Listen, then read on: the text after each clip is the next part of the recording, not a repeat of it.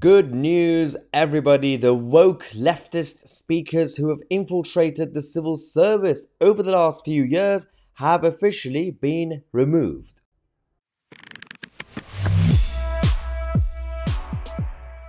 It's about time we give you some good news, some positivity, and this is all thanks to people like Jacob Rees-Mogg and Kemi Badenoch and Liz Truss actually as well, who for the past, at least for the past few months, but obviously over the last couple of years, they've been talking about how, the civil service have been infiltrated by the leftists and they have all these diversity quotas, diversity trainings, diversity managers and everything else, and they got speakers coming in left, right and center, and they keep complaining about it, but they don't do anything about it.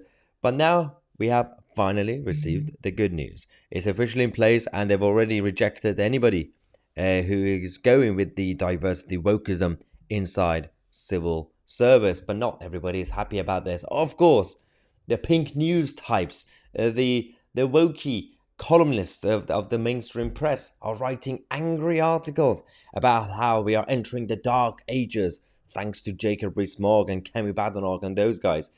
Because why shouldn't you have diverse, wokey, weird people inside civil service on taxpayers' money?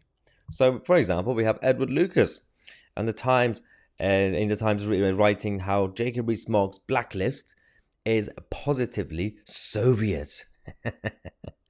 Oh no. So we are now entering the Soviet era by protecting the British public and the taxpayer because we don't want to waste our money on woke diversity rainbow unicorns. So what? It's brilliant. So we actually have an example of a recent rejection letter that they sent to one of these wokey people in Whitehall. The government said, rules introduced by the Cabinet Office in 2022 specify that the social media accounts of potential speakers must be vetted. True that. To check whether these people have ever criticized government officials or government policy. The vetting process is impartial and purely evidence-based. The check on your social media has identified material that criticizes government officials and policies.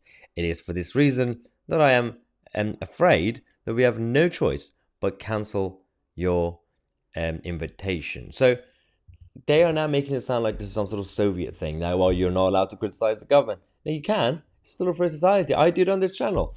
But you just can't work with the government if you're against the government. It makes no sense. You're going to be promoting obstacles against government policy, which is essentially, I know it's going to sound stupid, on paper, is the people's priority. It's supposed to be. The government is supposed to be doing things on behalf of the people. I know they don't always do that.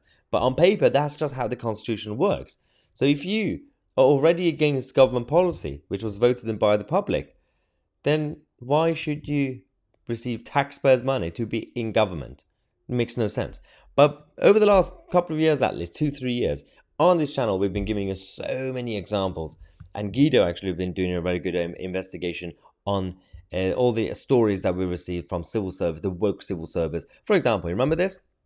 Civil servants holding a Q&A session with a witch. Actual witch, by the way. That was funny. It was the most ridiculous thing I heard. But the witch was left-wing. So that was a problem. The problem was not that she was a witch. The problem was that she was a left-wing witch. So we had another one. Civil service policy school lectured by green socialists who tweeted F Priti Patel. So they literally invited someone into civil service to host another Priti Patel hating kind of session.